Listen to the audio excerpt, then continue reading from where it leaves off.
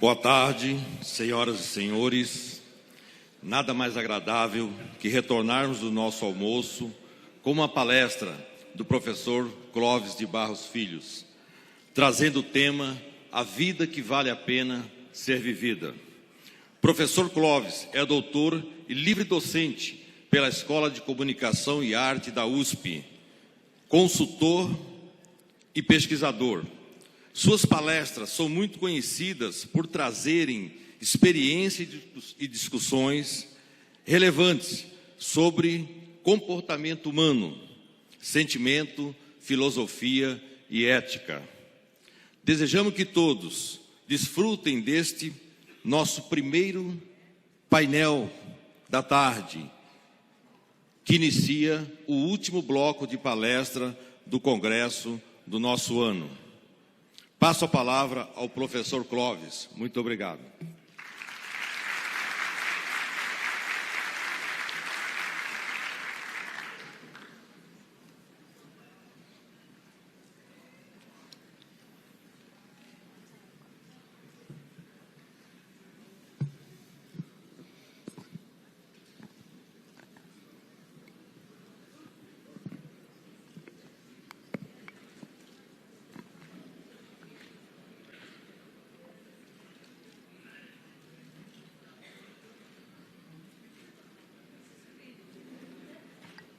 Desde que o homem pensa para viver, a pergunta sobre a vida boa é a mais importante.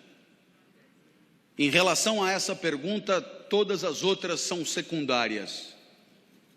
Você que aprendeu tantas coisas, decorou os afluentes da margem esquerda do rio Amazonas, a função das organelas citoplasmáticas, que seno quadrado de θ mais cosseno quadrado de θ é igual a 1, talvez deva admitir que diante da pergunta sobre o que tem que acontecer na vida para você ser feliz, todas essas informações são secundárias, se não meio ridículas. A verdade é que a reflexão sobre a vida boa atravessa os séculos e o homem sempre deixa registros na história do pensamento daquilo que sempre considerou o filé mignon da vida, o que de mais importante deve acontecer para que ela seja bem-sucedida. Lá na mitologia, Homero escreveu a Odisseia, e a Odisseia, você sabe, é a aventura de Ulisses. Ulisses é o nosso herói, a Odisseia é a sua aventura. Ulisses era rei em Ítaca, e foi convidado para participar de uma guerra dos gregos contra Troia. O porquê dessa guerra? O príncipe de Troia pegou a mulher do rei de Esparta, Menelau. A mulher era Helena, maravilhosa Helena, e o príncipe de Troia impiedosamente a seduziu. Menelau, então, atravessado pelo ciúme, declara guerra a Troia e convoca todos os gregos para se juntarem a ele. Ulisses não queria guerra nenhuma. Ulisses vive em Ítaca, de boa, com sua mulher Penélope. Ulisses no seu lugar. Ulisses adorado pelos seus súditos. Ulisses, um rei aplaudido por onde passava, não queria de jeito nenhum ir para a guerra. Mas Menelau constrangeu todos os reis gregos a participarem desta vingança contra os troianos. Ulisses então tem que ir. A verdade é que a permanência de Ulisses ali na guerra foi de 10 anos. E durante esse tempo, os troianos na verdade estavam ganhando a guerra. Os gregos estavam tomando um pau. E aí Ulisses teve a ideia que você conhece, a do famoso cavalo de Troia. Encheu o cavalo de Troia de soldados e deu de presente para os troianos. Os troianos enchendo a cara, comemorando a vitória, os gregos desceram de dentro do cavalo e ganharam a guerra. O cavalo devia ser grande. Aí então Ulisses volta para casa. Foi condecorado o herói, mas durante a guerra, Ulisses fez uma bobagem. Ele furou o olho do cíclope Polifemo, filho de Poseidon, deus dos mares. E, meu amigo, ele furou o olho do deus dos mares, do cíclope, do filho dele. E aí não prestou. E o que é pior, um cíclope só tem um olho. Poseidon, então, enraivecido, resolve aborrecer Ulisses. E Ulisses vai levar 10 anos para voltar para casa. Claro, Deus dos mares, na Grécia, tinha tudo para aborrecer Ulisses. E Ulisses não conseguia voltar para casa. Dos 10 anos que Ulisses levou para voltar para casa, 7 anos foram passados na ilha de Calipso. Calipso, uma deusa grega, dizem que maravilhosa. Imagine como quiser. Afinal é mitologia, nada disso existe mesmo. Eu imagino Calipso mais ou menos com o sorriso de Isis Valverde. O resto de Juliana Paz. E glúteos de Paola Oliveira. Assim é a minha Calipso. E Calipso se apaixonou por Ulisses. E aí então Ulisses queria cair fora, e Calipso tinha uma ilha que era quase que um resort 5 estrelas. Ela tinha ninfas a seu serviço. Era uma espécie de paquitas que estavam ali limpando, fazendo churrasquinho, assando a lagosta. E aí você, mas que espécie de castigo é esse com uma mulher dessa, com ninfas, num lugar paradisíaco? Mas toda noite Ulisses ia para a praia chorar, porque ele queria voltar para Penélope, para Ítaca, para os braços da sua amada, para o seu lugar. E aí então, Zeus manda que Calipso liberte Ulisses. Zeus é o deus dos deuses. Calipso é uma deusa de quinta. Ela tinha que liberar Ulisses. Então ela tenta uma última cartada. Ela vira para Ulisses e diz: malandro, é o seguinte, eu tenho que te liberar, mas se você ficar comigo, eu te dou a eternidade. Imagina, isso significa virar Deus. Ulisses era mortal, humano, que nem nós. E Calipso estava propondo a ele a eternidade, e com uma cautela. Porque não adianta nada propor a eternidade com você envelhecendo, daqui a pouco você já está no chão, parece uma uva passa, impróprio para o consumo. Então, Calipso diz: eu te dou a eternidade e a juventude, vai ser eternamente assim, espetacular, viril e tal. E aí Ulisses tinha essa proposta na manga, e a resposta que Ulisses dá é a primeira grande resposta da história da filosofia para a vida boa. É preferível uma vida de mortal, uma vida de humano, vivida no seu lugar, no lugar certo, do que uma vida de Deus, no lugar errado. Agradeço a sua proposta. Ulisses vai embora. Está dada aí a primeira grande lição da história do pensamento ocidental. Existe um lugar para você, um jeito certo de você viver, que tem a ver com a tua natureza, que tem a ver com as tuas especificidades, talentos e dons naturais. Se você estiver no lugar certo, a vida tem tudo para ser boa. Mas se você não estiver no lugar certo, nem Calipso resolverá o seu problema. É exatamente aí que a filosofia começa. O que será que a vida tem que ter para valer a pena? E o primeiro grande pensador será Aristóteles. 350 antes de Cristo, Aristóteles garante que o filé mignon da vida, o que definitivamente tem que acontecer, aquilo que você tem que buscar do nascimento à cova, é a excelência de si mesmo. E a excelência de si mesmo é o pleno desabrochar da própria natureza. É ir o mais longe possível, dados os recursos naturais que são os teus. E assim, você imagina que um pequeno desenhista buscará a excelência no desenho, o pequeno cantor buscará a excelência no canto. E assim Neymar buscou a excelência jogando futebol, César Cielo buscou a excelência nadando.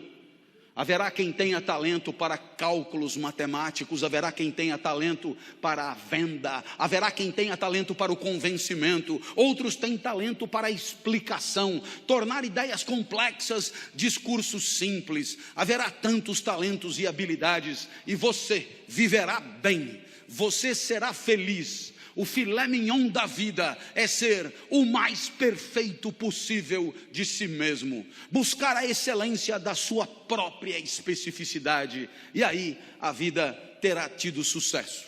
É o que acontece com a planta. Você pega uma muda de uma planta, você espeta no solo, se a vida der certo, aquela planta se torna uma grande árvore, ela atinge o máximo de si mesma. Assim, cada um de nós também deve buscar a excelência, porque a excelência é condição da felicidade. A felicidade que os gregos denominavam eudaimonia. A felicidade que é o que você sente quando você devolve para o mundo aquele investimento que o mundo te deu em talentos e habilidades. Você devolve em forma de expertise, em forma de competência, em forma de performance brilhante. E aí você é feliz, porque você vai o mais longe possível naquilo que poderia ir. Pode dar errado, né? Pode dar errado porque você pode passar a vida inteira sem saber qual é a tua praia. Pode dar errado porque é muito difícil descobrir talento para música num lugar que não tem instrumentos musicais. É muito difícil descobrir talento para o desenho num lugar que não tem lápis e papel. Você pode passar a vida inteira sem saber exatamente o que a natureza esperava de você. E aí, é claro, você vai viver de qualquer jeito, sem saber exatamente qual é a tua praia, quais são as tuas forças e os teus recursos. Você acaba vivendo aonde tem lugar, você acaba se encostando aonde deixam. E aí a vida tenderá a ser medíocre, menos perfeita, menos excelente, menos espetacular. E aí ela é sem graça. Assim foi a minha até os 13 anos, completamente sem graça. Eu ia para a escola, a aula acabava meio-dia, 15 meio-dia eu já estava com a mochila pronta, doido para cair fora. Cada segundo eu estava doido para cair fora. Quem sabe muitos aqui não estão nessa mesma situação. Último dia de congresso, sábado depois do almoço, as malas na porta, voo iminente. E esse cara falando de Ulisses e Calipso, realmente, viu? Olha onde eu fui parar. Depois da aula, meu pai me obrigava a nadar. Eu detestava nadar. Eu fazia revezamento com um cara que esse sim era nadador por natureza, chamado Ricardo Prado. Esse era bom de bola. Eu fazia revezamento com ele, ele caía, nadava primeiro, ele abria uma diferença enorme do segundo colocado, aí caía eu e os adversários se aproximavam perigosamente. Apesar de mim, a gente ganhava, eu fazia de tudo pela derrota. Eu detestava nadar. No domingo, meu pai me levava no Morumbi para ver jogo.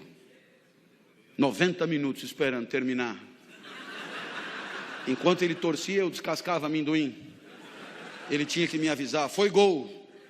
Aí eu fingia vibrar para ele não ficar chateado, e ele dizia, foi gol dos caras, caralho, cala a boca que nós vamos apanhar. Meu pai também me levava em escola de arte, é tão legal arte, não é? Para artistas. Tinha aula de argila. É insuportável a aula de argila, você sabe disso. Eu sempre fazia um cinzeiro. Eu tinha que dizer que era um cinzeiro, sempre. Pior do que argila, só origami. Origami, coisa do demônio em japonês. Uma folha de papel, 360 dobras na ordem certa para você chegar num fascinante passarinho que você chucha no rabo e ele abana as asas. Errou uma dobra, fudeu o passarinho. Nunca o meu passarinho abanaria as asas quando chuchado no rabo. Com uma semana a mulher já chamou o meu pai e disse, com seu filho aqui temos 3 tipos de aluno. Primeiro tipo, super talentosos, serão grandes artistas. O segundo tipo, não tem tanto talento, mas estão aí se divertindo. E o terceiro tipo é o seu filho. Ele não é daqui, ele é Ulisses na ilha de Calipso. Ele está fora de lugar. Mas aí aos 13 anos a vida mudou. O professor de geografia entrou no primeiro dia de aula, imagine isso em 1978, nos Jesuítas de São Paulo, Colégio São Luís, na Avenida Paulista. O professor de geografia entra e diz: eu não vou dar aula, o curso será todo de seminários dados pelos alunos. Teve um sorteio de temas, para mim caiu o petróleo, assunto sem graça, mas eu já estava acostumado, a vida era sempre assim, sem graça. Fui para casa estudar, na época me chamavam de CDF, hoje me chamariam de nerd. Eu tirava 10 em tudo, mas não vibrava com nada. No meio do semestre chegou a minha vez. Subi num palquinho da classe, olhei para a classe e estava apinhado de gente. Imagina um lugar apinhado de gente. Colegas de outras classes vieram assistir. Os professores deixaram que viessem e vieram junto. Eu tinha fama de doido, isso ajudava a atrair as pessoas. Eu era muito esquisito quando eu era criança.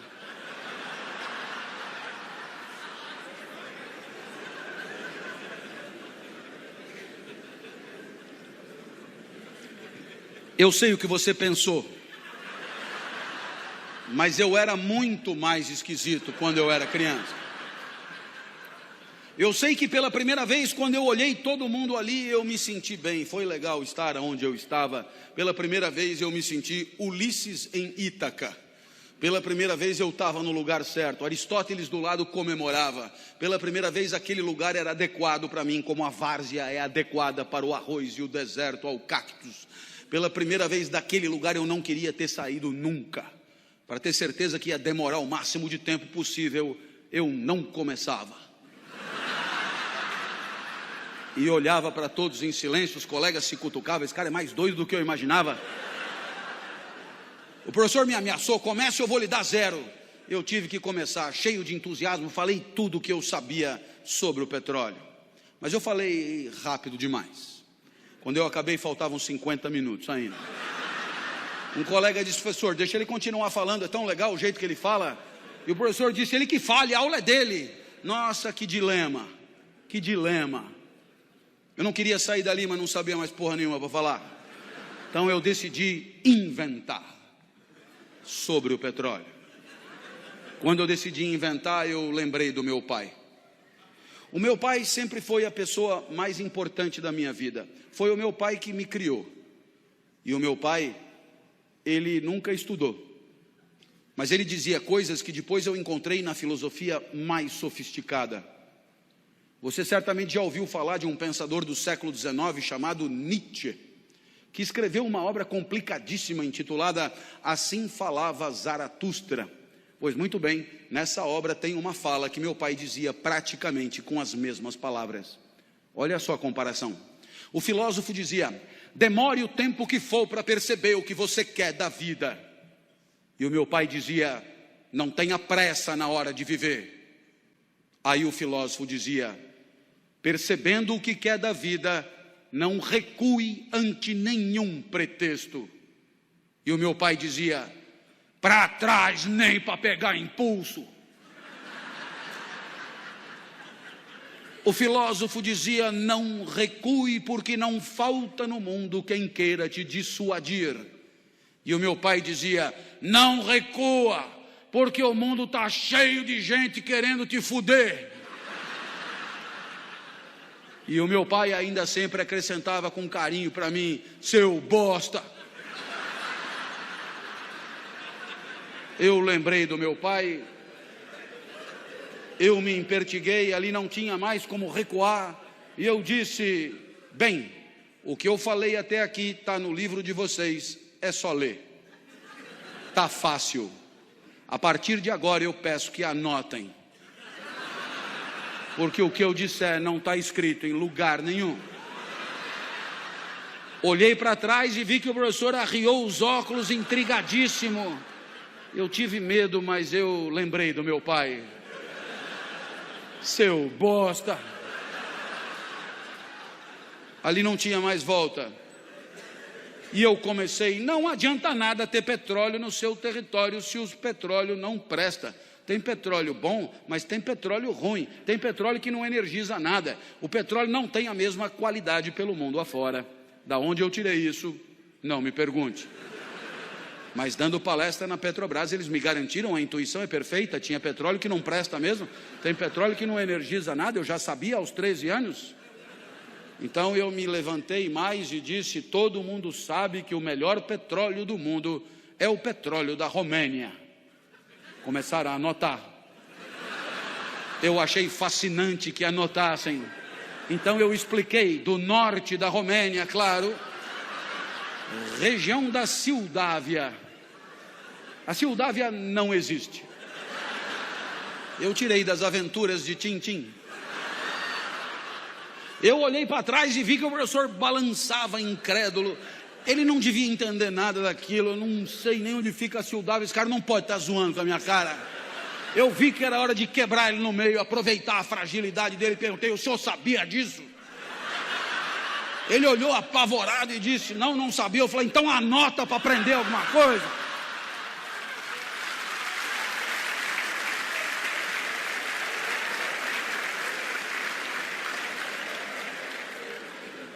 Estava difícil de você aplaudir, hein?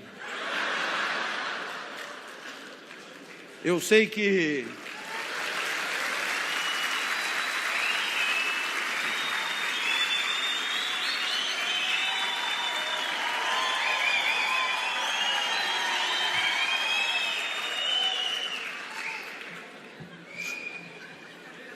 Vamos fazer desse evento um evento inesquecível. Eu vou fazer o melhor que eu puder aqui. Pode vir comigo? Eu sei que eu continuei falando o que me vinha na cabeça, porque eu não precisava lembrar de mais nada. Falei de petróleo na Ilha do Bananal, em Fernando de Noronha, em Madagascar. Um colega disse, dá para repetir? Eu falei, eu mandei você anotar, cara. Não lembrava de mais porra nenhuma que eu tinha dito.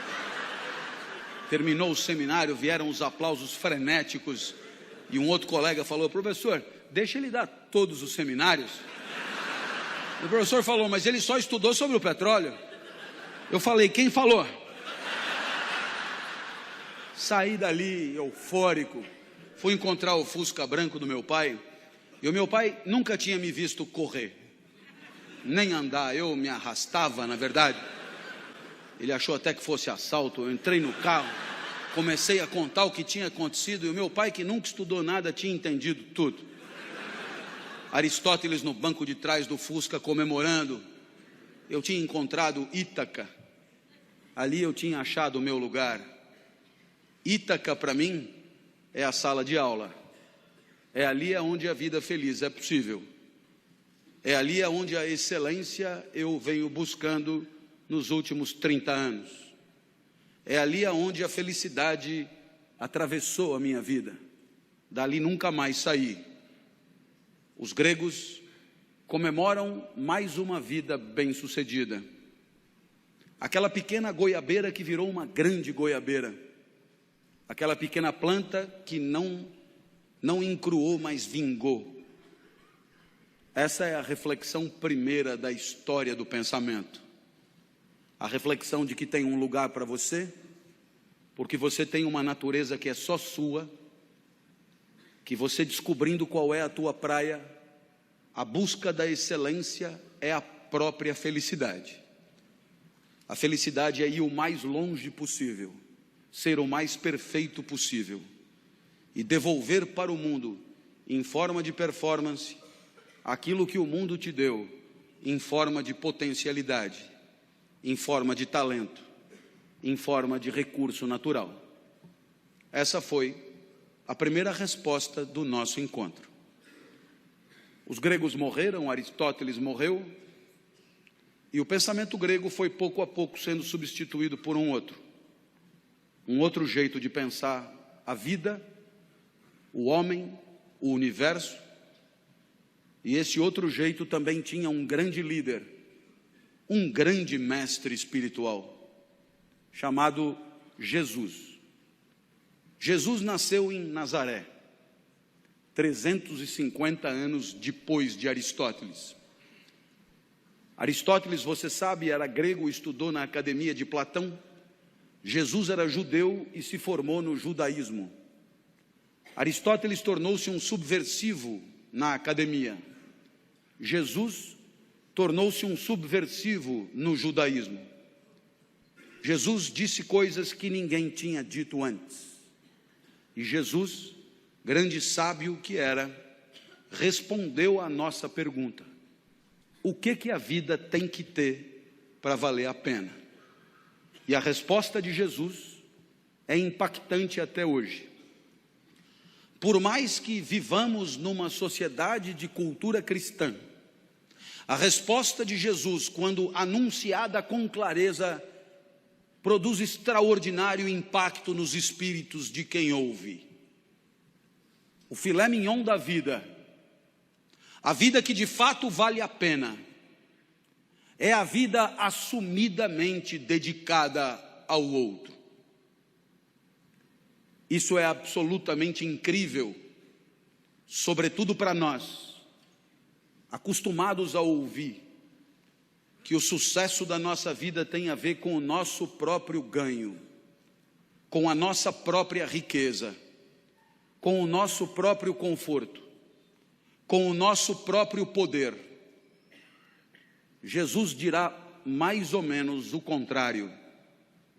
O filé mignon da vida, aquilo que fará de você um vivente feliz, é a entrega, é proporcionar, é alavancar, é permitir que o outro viva melhor do que viveria se você não existisse, é permitir que o outro sorria o sorriso que, se você não fosse, ele não sorriria, é permitir que o outro sinta a alegria que, se você não estivesse, ele não sentiria. E aí sim, você terá vivido vida boa, vida que valeu a pena.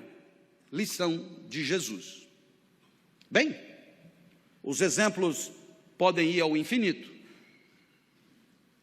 Basta que alguém que você ame fique doente, para que você gaste num único cheque tudo que tinha guardado para si. E aí você descobre rápido o que vale mesmo na hora de viver. A minha filha Natália é a mais nova dos meus filhos, tem 13 anos hoje. Quando tinha 4, foi acometida de gravíssima doença, rara no Ocidente. Síndrome de Kawasaki, um vírus letal. Funciona mais ou menos assim. Esse vírus só aparece em crianças de 4 a 6 anos. Esse vírus, se desincubar, mata a criança na hora. Mas tem uma vantagem. Se ele não desincubar por 2 anos, ele acaba morrendo. E a criança está definitivamente curada. 2 anos só. 2 anos esperando. Eu olhava para minha filha na UTI e eu me dizia: por que não troca? Eu fico no lugar. A vantagem é óbvia. Eu fico aqui e a criança fica livre disso. Como não estava dando certo, eu fiz proposta irrecusável. Pegue 20 crianças com isso. Ponha os 20 bichos em mim e liberte as 20 crianças. Agora a vantagem é mais do que óbvia. Não esqueça de pôr a minha filha no meio. Bem, pensando assim, eu aprendi coisas sobre mim. Coisas que eu não sabia. Eu aprendi que para mim a vida não era o bem de maior valor. Continuar vivo não era o mais importante. Porque se fosse o mais importante, eu não trocaria. Se fosse o mais importante, eu jamais faria aquela proposta. Então, naquele momento, eu aprendi que havia alguma coisa que valia mais do que continuar vivo. Eu aprendi, então, a maior lição de Jesus de Nazaré. A maior lição. o que mais vale na vida, o filé mignon da vida. Eu aprendi que o amor vale mais do que a própria vida. Por isso propunha a troca.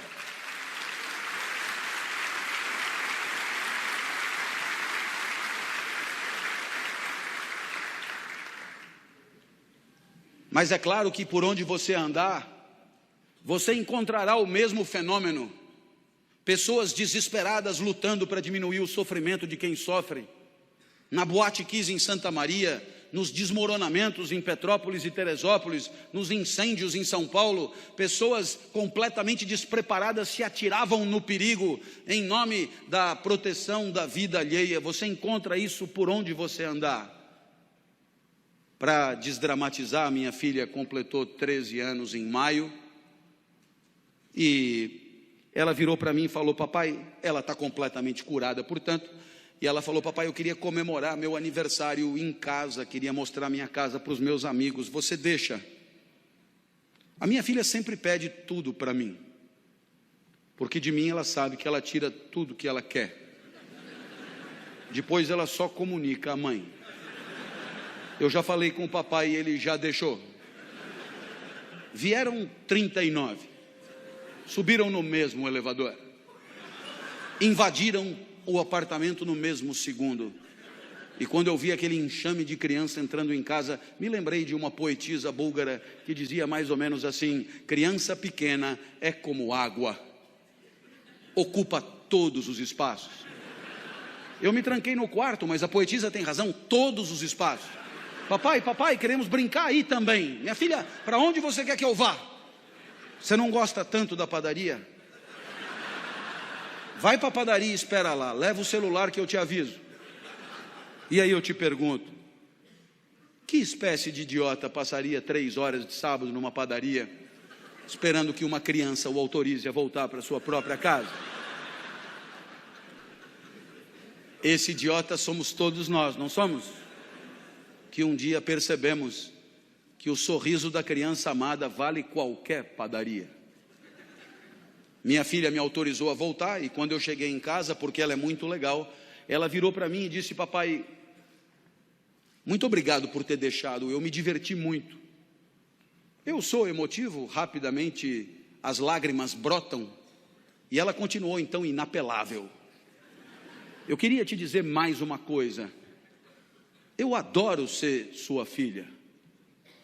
Nossa. Eu, para ouvir aquilo, passaria uma semana na padaria. Eu acho que eu abriria uma padaria. Nesse momento você poderia imaginar que o exemplo de Jesus encontra abrigo em situações de afetos familiares. E você poderia imaginar que aqui é trabalho, evento profissional, competidores à flor da pele, com sangue no olho e faca nos dentes. A lição de Jesus não encontraria lugar aqui. Eu tendo a discordar. Há 30 anos, como professor universitário, me perguntam por que escolhi essa profissão. E eu costumo brincar dizendo que Jesus explica. Porque se a vida boa é a vida dedicada aos outros, se o filé mignon da vida é a vida onde cada jaula e cada caloria é destinada a alegrar quem está na frente, se a vida boa é a vida em que o outro e o seu desabrochar são o maior valor, admita que a minha profissão é imbatível. Tudo é pelo aluno, é para o aluno, é em função do aluno. É o aluno que aprende, é o aluno que se forma, é o aluno que se capacita, é o aluno que se prepara, é o aluno que se posiciona no mercado, é o aluno que volta para você depois que está trabalhando para continuar estudando. Tudo é por ele, cada aula preparada, cada livro escrito, cada ensinamento dado é para que ele possa pensar melhor e viver melhor. Nada volta, nem salário tem. É evidente que é pelo aluno. Mas eu falo do professor a título de exemplo. Todas as demais profissões podem ser assim. Quando o médico volta para casa à tarde e às 4 da manhã é acordado ao se levantar, ele talvez ganhe mais do que o professor, mas não é por causa disso que ele levanta. Nem ele, nem o dentista, nem o advogado, nem o psicólogo, nem ninguém. E aí eu costumo dizer, disse até uma vez num evento de mídia que depois na internet atravessou o país, que trabalhar é quebrar o galho de alguém. Trabalhar é quebrar o galho de alguém com conhecimento de causa. Trabalhar é quebrar o galho de alguém com formação. Trabalhar é quebrar o galho de alguém com método, com expertise, com protocolo. Mas trabalhar é, antes de tudo, quebrar o galho de alguém. Feliz daquele que consegue enxergar na alegria do outro o resultado das suas ações, do seu investimento, da sua dedicação e do seu empenho. E é evidente que alguém como você, que trabalha com um valor maior de felicidade, que é a segurança, é evidente que alguém como você tem claro no seu espírito que se você se empenha por progredir, por ampliar seus negócios, por servir ao maior número de pessoas, muito antes do que pensar no próprio enriquecimento, muito antes de pensar no próprio acúmulo de recursos, muito antes de pensar na própria fatia de mercado, muito antes de pensar em si, você sabe o quão bem você faz às pessoas que bateram a sua porta. Você sabe o quanto as pessoas confiaram em você para bater a sua porta. Você sabe o quanto as pessoas que não dominam o setor como você domina, confiaram em você para entregar a você a segurança daqueles que ela mais ama, seu maior tesouro, seu bem mais precioso. E você enxerga isso, entende a responsabilidade que é a sua, e sabe que a tua maior responsabilidade não está na simples ampliação dos teus negócios, mas está na proteção daqueles que acreditaram em você, na proteção daqueles que em situação de não defesa, de situação de insegurança, vieram bater a porta e confiaram nos serviços que oferecem. Portanto, você entende que só isso dará a você a dimensão do sentido do trabalho, o sorriso do outro, muitos outros, mas muitos outros, famílias inteiras, enorme quantidade de gente que sorri um pouco mais, por se sentir um pouco mais seguro. Aí está o sentido do seu trabalho. O resto é tabela, números, gráficos, de frieza impiedosa, e que pouco ou nada justificariam o seu empenho extra, a sua dedicação extra, porque é exatamente olhando no olho daqueles que confiam em você, que você se sente importante, e não contribuindo com números frios e porcentagens que nelas mesmas nada querem dizer. Essa é a lição de Jesus de Nazaré. Até porque você um dia vai perceber que não precisa jantar 5 vezes na mesma noite. Jante só 4. Vai fazer bem para você. E você terá gente feliz do lado, gente que não ia comer, te fazendo companhia. Uma homenagem a Jesus, segundo o sábio do nosso encontro.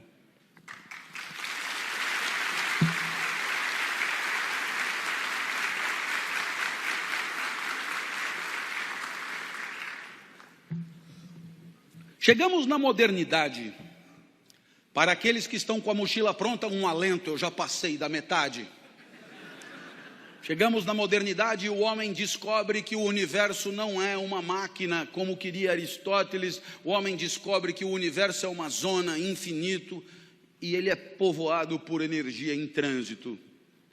O homem então percebe com Copérnico, Galileu e Newton que a sua própria vida é energia, energia emanada por um aglomerado de matéria que em algum momento se deteriora e se reconstrói.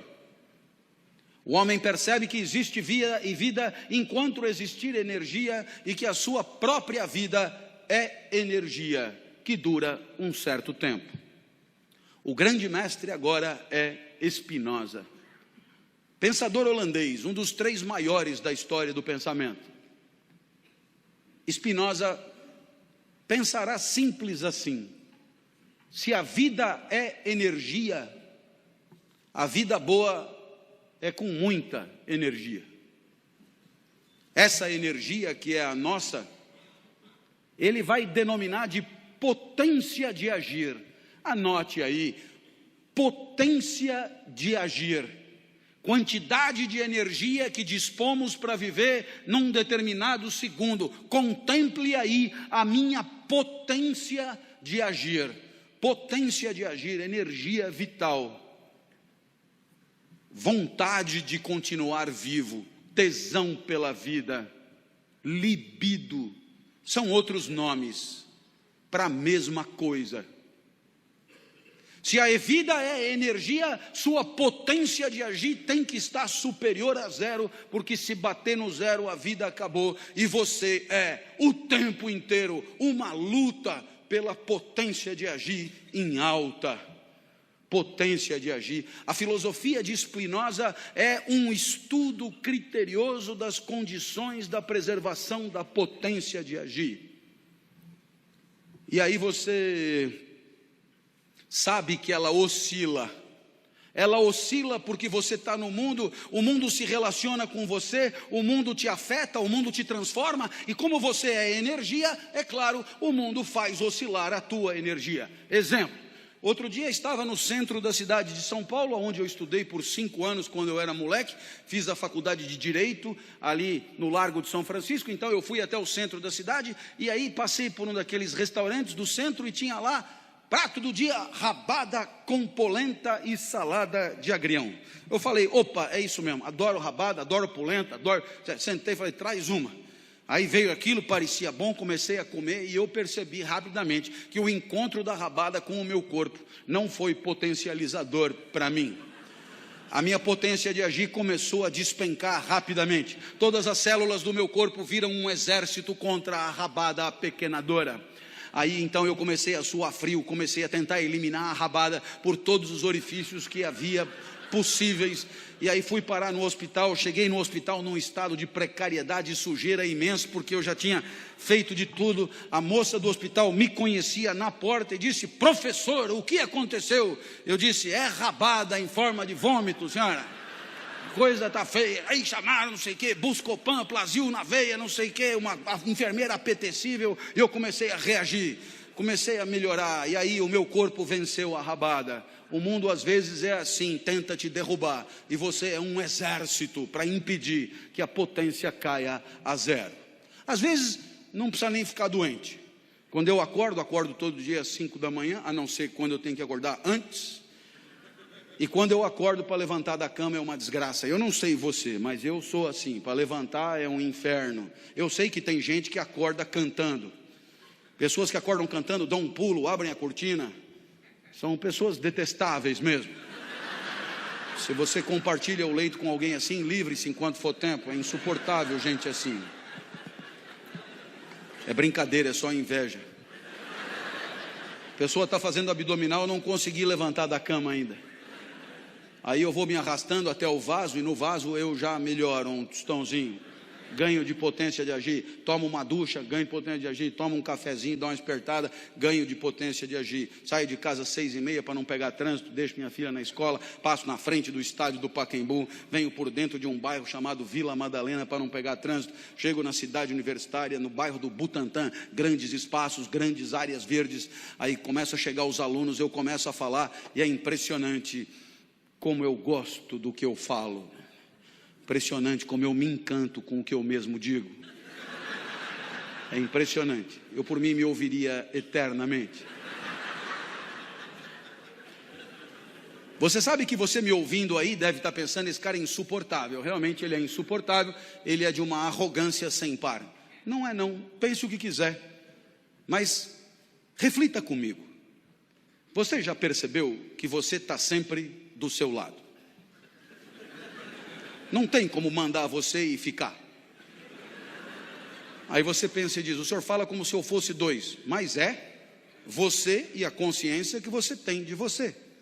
Na filosofia isso chama transcendência do ego. Você quer ver como são dois? Você faz uma cagada e diz, caralho, olha o que eu fiz. São dois. Quem fez a cagada e quem, né? Você olha no espelho, vê que engordou, são dois. Você diz, o gordinho e quem viu que engordou. Um fica puto com o outro. Você encontra alguém topograficamente exuberante, decide ir, investe pesado, paga uma coca, motel Vesúvio, R$ 9,90. E você que sempre foi um demolidor, nunca nada ficou de pé, né? Boneca inflável, tomada, buraco em fechadura. Você nunca deixou nada barato. Naquele dia, não é todo dia que tem pão quente. Naquele dia a verticalidade foi pífia, insuficiente. E aí que você vê que você é dois mesmo. Aí são inseparáveis. É o broxa e o envergonhado. Esses dois não se separam nunca.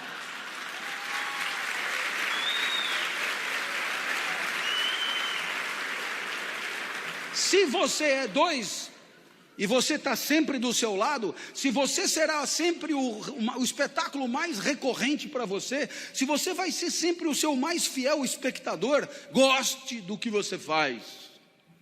Senão não tem chance da vida valer a pena. Eu adoro isso aqui. Você deve perceber. Às 10 horas da manhã eu estou em cima da mesa gritando. E você perguntará, professor, o que aconteceu? 5 horas da manhã o senhor não conseguia levantar da cama, 10 horas da manhã o senhor está em cima da mesa gritando, o que aconteceu? Spinoza explica, houve ganho de potência de agir. E Spinoza vai dar um nome para isso, uma palavra que você usa o tempo inteiro, uma palavra que você conhece e que hoje aprende o significado: alegria. Alegria, conceito da filosofia do século 17. Alegria, passagem para um estado mais potente do próprio ser. Alegria, alegria é a maior distância da morte. Alegria, energia em alta. Alegria, nosso filé mignon da vida. Alegria, condições da alegria, mundo alegrador. Não sei se já aconteceu contigo, você do nada você encontra alguém que um dia você já conheceu, alguém que você não esperava de jeito nenhum encontrar, alguém que não passava nem mais remotamente na sua cabeça encontrar, e você encontra, e você fica perplexo, você fica absolutamente encantado com aquele reencontro, e aí a alegria é indisfarçável, a alegria é soberana, e aquela pessoa que acabou de aparecer na sua frente é causa da tua alegria. Eu te pergunto, se você não amar o mundo, quando o mundo te alegra, se você não amar o mundo, quando o mundo te distancia da morte, vai amar o quê? O amor é alegria pelo mundo, quando o mundo nos alegra. Lição de Spinoza. Alegria. Você não tem o direito de patrocinar para si uma tristeza crônica. Você não tem o direito de aceitar passivamente que happy hour seja às 18 horas de sexta-feira. Não tem porquê a felicidade demorar tanto. Alegria segunda às 8 da manhã. Alegria no trabalho, não fora dele. Alegria pelo que você faz, não depois que acaba. Alegria pelo exercício profissional, não no descanso. A alegria que comece antes. Patrocine a você a alegria. É a chance. Esse momento. Você deve pensar assim: Se o senhor todo dia às 10 horas está alegre, eu acho que eu vou dar aula de ética lá na sua universidade.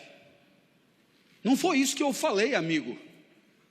Isso sou eu, é um exemplo. E como você deve perceber olhando para mim, eu sou diferente de você. O mundo que me alegra não é o mesmo mundo que te alegra. Portanto, vá procurar a alegria no seu canto.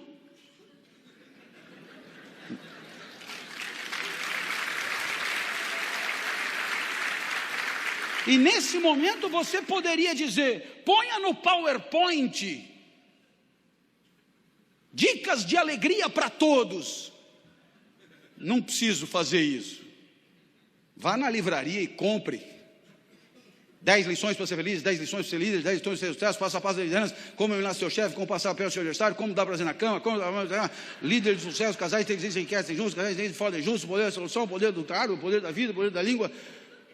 50 dicas para ser feliz para sempre. Gente, não é salame, quem mexeu no meu queijo, quem não sei o quê. Tudo isso é a mesma coisa, faça isso e seja feliz. Mas, pô, será possível? Outro dia, o último que lançou 50 dicas para ser feliz para sempre, estava à venda na caixa da livraria do aeroporto de Congonhas. Eu comprei o jornal e a moça falou: não quer levar o livro, R$ 9,90? Aí eu vi 50 dicas para ser feliz para sempre. E eu perguntei para ela: você leu? Ela falou: li. Aí eu falei: é bom? Ela falou: é. Eu peguei e falei: então você não vai morrer? Ela falou: eu não entendi. Eu falei: se está escrito 50 dicas para ser feliz para sempre, a primeira promessa é que você não vai morrer. Aí ela parou e disse: não, acho que é para ser feliz até morrer. Então não é para sempre. Está errado. Aí ela já estava arrependida de ter me oferecido o livro. Aí eu fiz uma última pergunta. Eu perguntei: como será que está o trânsito na 23? Ela falou: parado. Se eu comprar o livro e botar o livro do lado de fora do carro, os carros da frente vão abrindo o caminho e você passará livre. Os radares quebrarão e você irá a 120 por hora até em casa. É isso? Ela: não. Então não presta porra nenhuma o seu livro.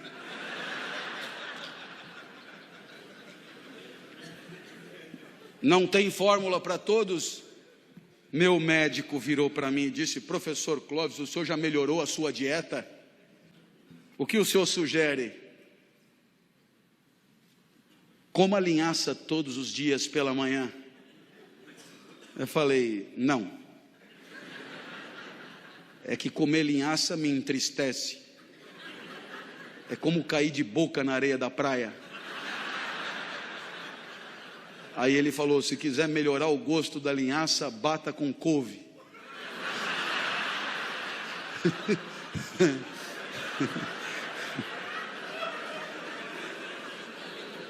Eu falei: falando em couve, eu vou fazer uma feijoada sábado, quer vir?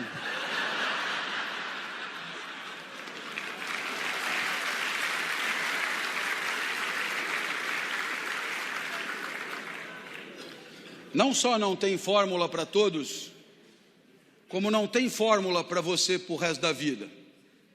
Às vezes você tem uma alegria e diz: opa, daqui eu não saio. Não funciona assim.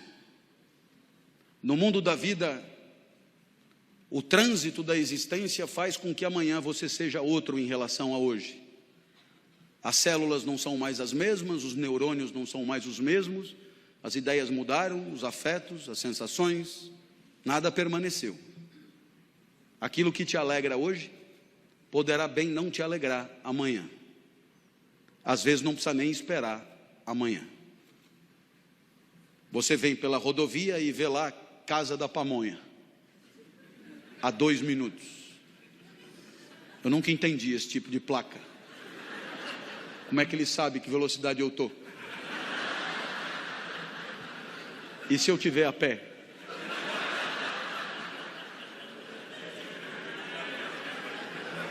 Aí você chega na casa da pamonha e o encontro com a pamonha começa pelo odor já no estacionamento. Você já saliva. Aí você vê a pamonha amarelinha. Aí você pega na pamonha quentinha. Aí você abre a pamonha, tira o elástico, encapa a pamonha, desencapa a pamonha, desencapa a pamonha, desencapa a pamonha, desencapa a pamonha. Aí você degusta a pamonha está do caralho, a pamonha está alegradora, a pamonha vivifica, a pamonha é boa, porque ela é causa da tua alegria, você ama a pamonha, espetacular, pamonha, causa da tua alegria. Aí você comete um erro grave e pensa, se essa pamonha me alegrou, então pamonhas me alegram. Pamonha e eu tudo a ver, sou um comedor de pamonha. E aí você pede a segunda. A segunda gozado já não está tão boa. Você já percebeu como nunca a segunda é tão boa? A segunda já não está tão boa. Por que a segunda não está tão boa? Porque o comedor da segunda pamonha não é mais o comedor da primeira pamonha. E por que não é mais? Porque tem milho no bucho, taxa glicêmica, menos fome, é outro corpo. Então o encontro com a segunda pamonha é outro encontro, menos alegrador. Mas você é fiel à pamonha, pede a terceira. Cabra macho. Na 10ª pamonha você percebe que tem algum problema na sua teoria de comedor de pamonha. A 10ª pamonha desorganiza as relações vitais. A 10ª pamonha te apequena a potência violentamente. A 10ª pamonha já não consegue comer fora do vaso. Se você não parar, vai morrer. A mesma pamonha que te alegrou está na iminência de te matar. Em meia hora, hein? O que vale para a pamonha vale para qualquer coisa. Matrimônio, por exemplo. Quase sempre a lua de mel corresponde à primeira pamonha.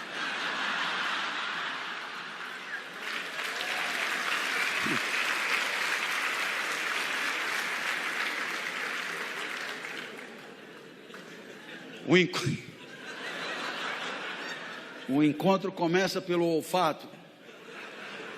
Aí você desencapa a pamonha, desencapa a pamonha, desencapa a pamonha.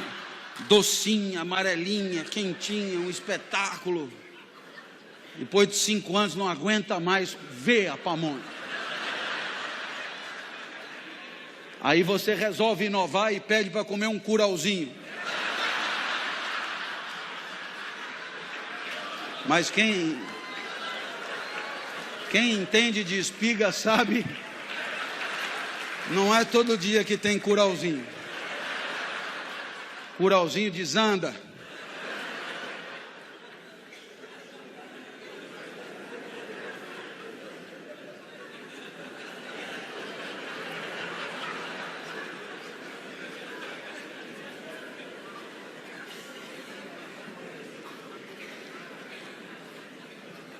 O Brasil meteu 3-0 na Espanha, na Copa das Confederações. E é claro que quando você ganha de 3-0 do campeão do mundo, você poderia pensar assim, daqui 1 ano, jogando no mesmo lugar, no mesmo estádio, com o mesmo time, o mesmo técnico, a mesma torcida, o mesmo hino, a mesma temperatura, vamos ganhar novamente. Então, só que não, como eles dizem. Porque durante 1 ano, nós pioramos. Júlio César foi jogar no poderoso futebol canadense.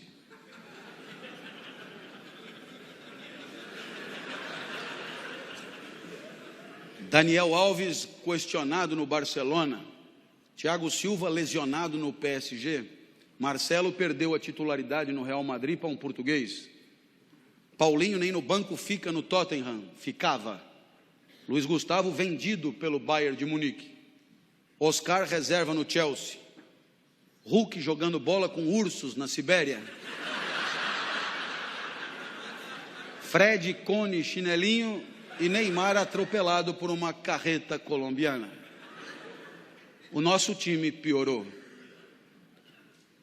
Ao mesmo tempo que nosso time piorava, nossos adversários se prepararam para nos enfrentar. O técnico da Alemanha, antes da partida, assegurou que o Brasil não pegaria na bola. Eu, quando vi aquilo, desacreditei. Como que esse cara pode afirmar que jogando contra a seleção brasileira de futebol, no Brasil, o Brasil não pegaria na bola. E ele ainda deu exemplos antes do jogo. E ele disse: quando o Júlio César bate tiro de meta, 9 de cada 10 vezes a bola cai com o Oscar. Quando ele sai jogando com a defesa, 9,5 de cada 10 vezes ele sai jogando com o Daniel Alves. Os meus jogadores estão atentos, foram treinados para isso. Se Júlio César tomar distância da bola, vai bater tiro de meta. E 4 alemães estarão em volta do Oscar. Se ele não tomar distância, ele vai sair jogando. 4 alemães estarão em volta de Daniel Alves. E isso em alemão. Vier spielen über Oscar. Então,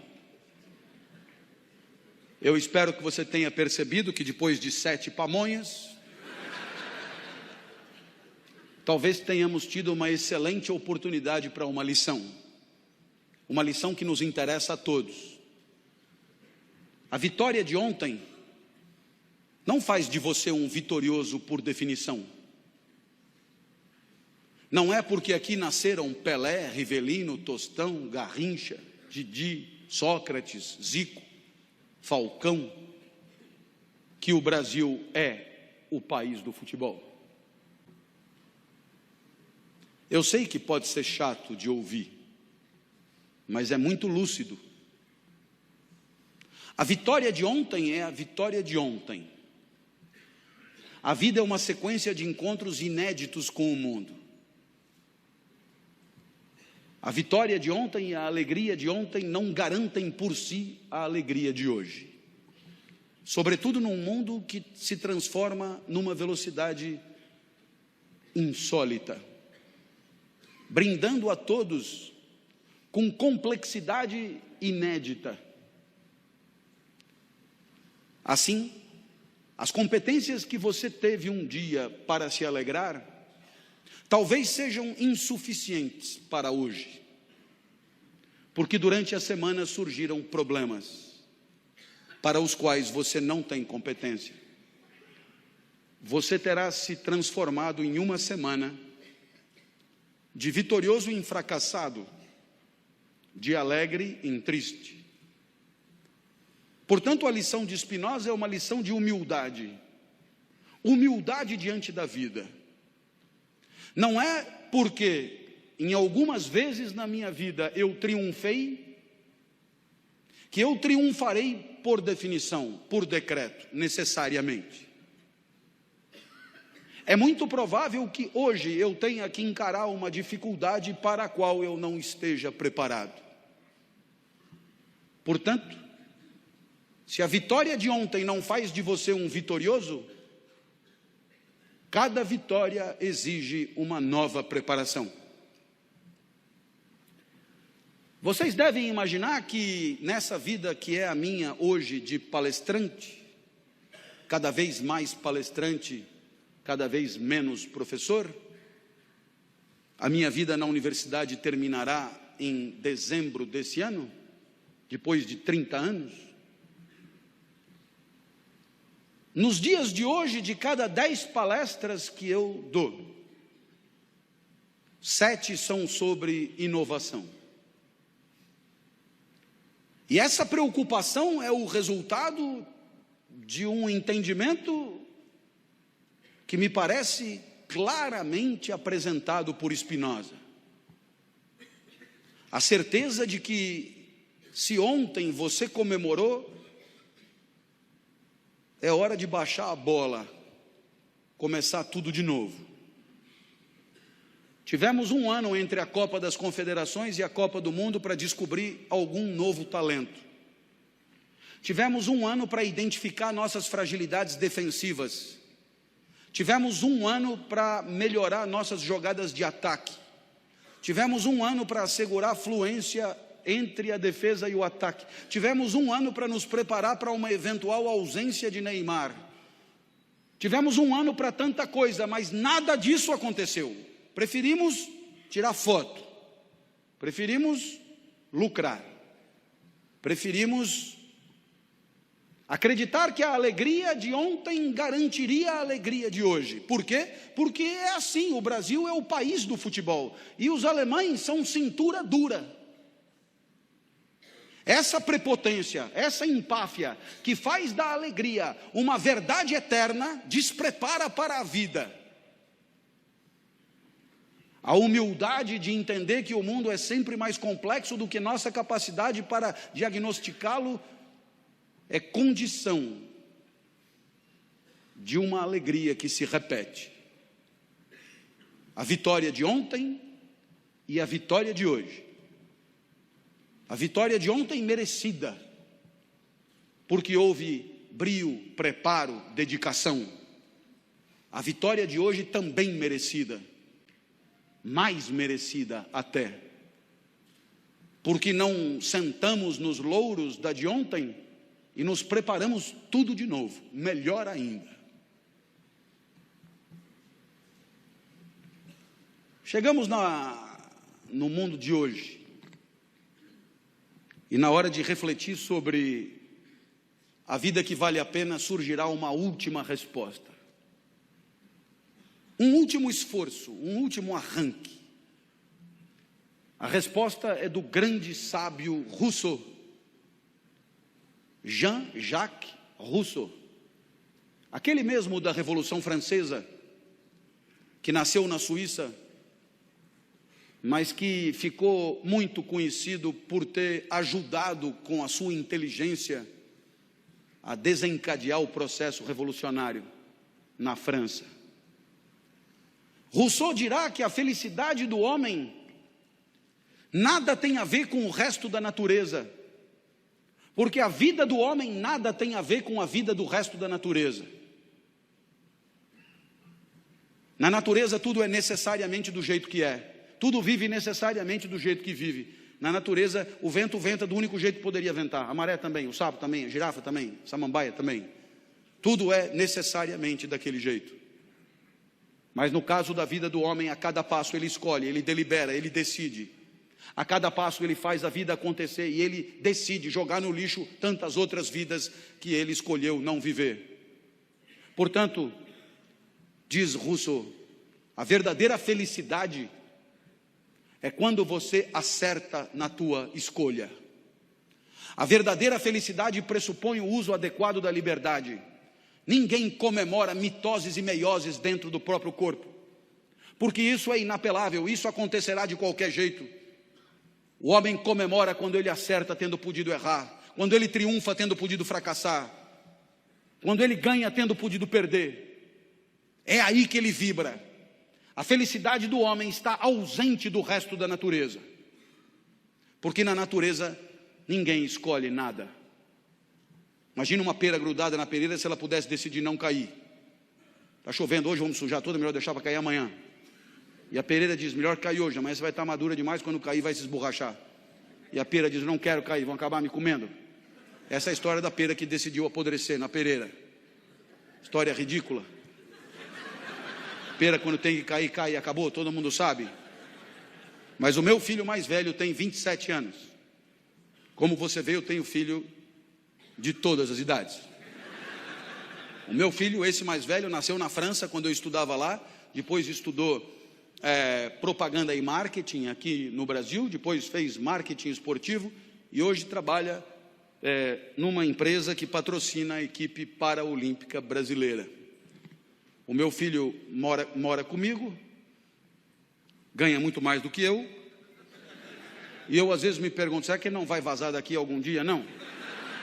Tenho tantos planos para o quarto dele, mas toda vez que ele vem falar comigo sobre a vida, ele me diz o contrário do que eu acho que finalmente ele vai anunciar. Puxa, pai, como eu sou feliz de morar aqui com você. O meu filho é uma pera que apodrecerá na pereira.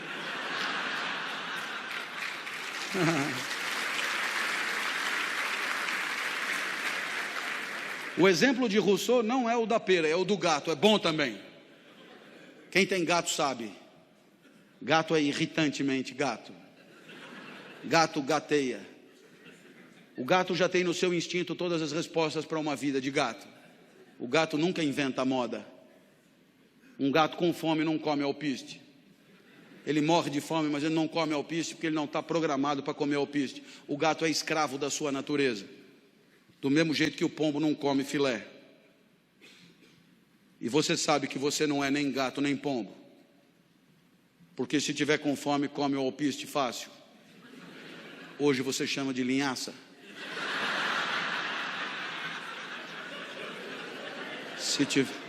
Se tiver com fome, come o filé assado, cozido, na chapa, frita, cavalo, cru com ovo cru.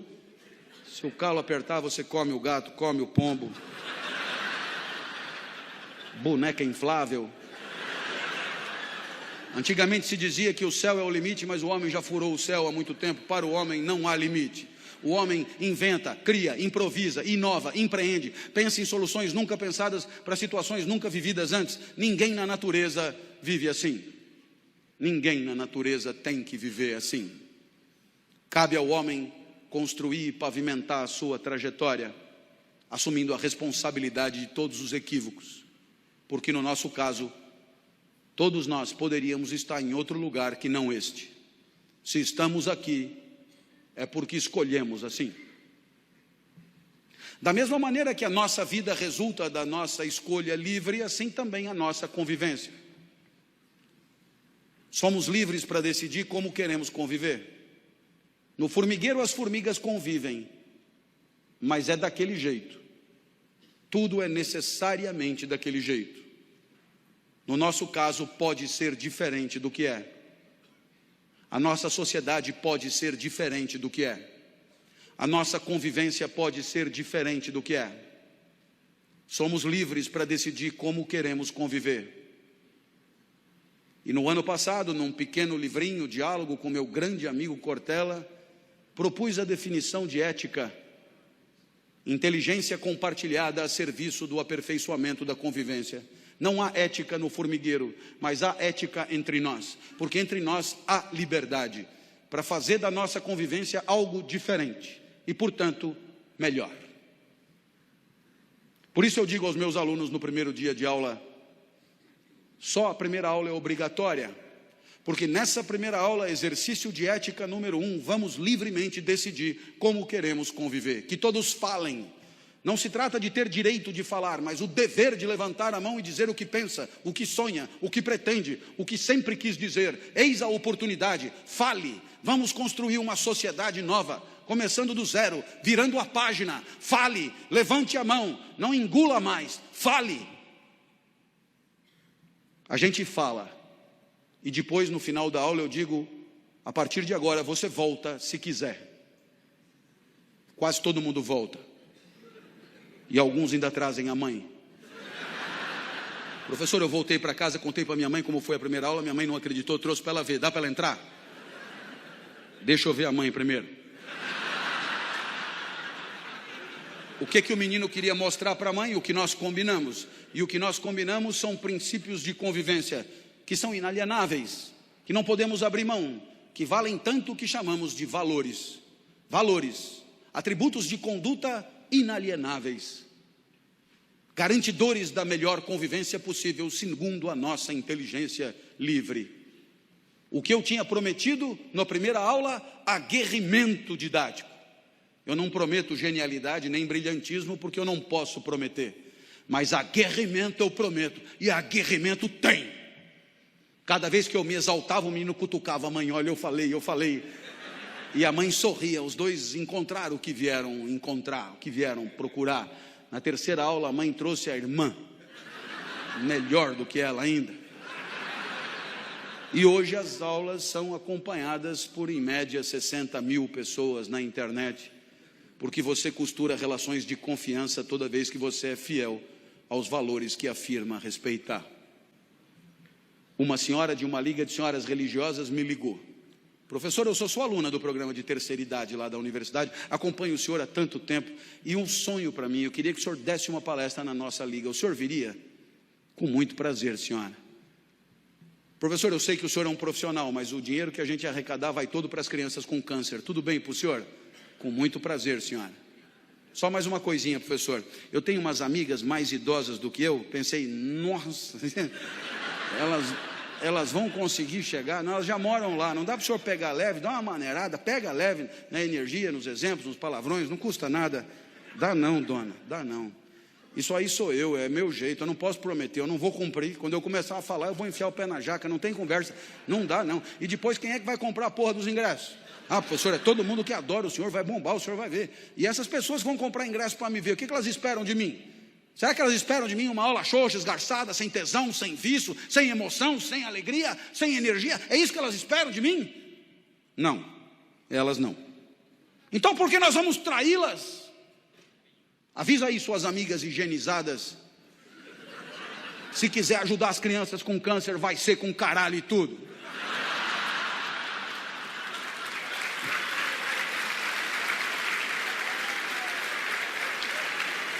Eu nunca falei tanto caralho numa palestra como naquela. Eu só vi as velhotas se acomodando na cadeira, mas depois do quinto caralho eu acho que se afeiçoaram, porque já pediram outra. Professor, só não pode esquecer o caralho, hein? Tem certas coisas difíceis de deixar em casa, dona. Os valores da gente.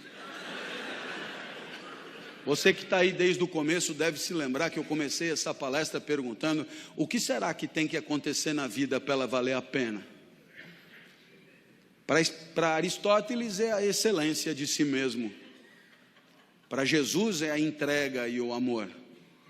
Para Spinoza é a alegria e a potência de agir. Para Rousseau é a liberdade e a fidelidade aos próprios valores. Qual dos quatro será que tem razão? Certamente os quatro. Sua vida é melhor se você explorar o que você tem de mais forte. Sua vida é melhor se você se entregar aos outros, se tiver com quem comemorar, tiver gente feliz por perto. Sua vida é melhor se você conseguir se alegrar. Sua vida é melhor se você decidir com inteligência e com fidelidade. Por isso os quatro falam em felicidade. E eu acho também. Felicidade é um instante da vida que a gente gostaria de um dia repetir. Um instante da vida que você gostaria que não acabasse ali. Um instante da vida que você gostaria que num outro dia a gente fizesse de novo. Felicidade é esse instante que você um dia pretendeu a eternidade. Felicidade é esse instante que você lamenta que tudo na vida tenha um fim. Felicidade é esse instante que, se Deus quiser, um dia a gente vai repetir. Porque eu espero que pelo menos por um segundo você tenha rido e desfrutado. Que pelo menos por um segundo tenha pensado em coisas que não tinha pensado antes. Que pelo menos por um segundo tenha pensado em trazer a mãe ou o filho. E se alguma dessas coisas aconteceu, admita. Nesse singelo segundo você foi feliz. E se eu sair de casa...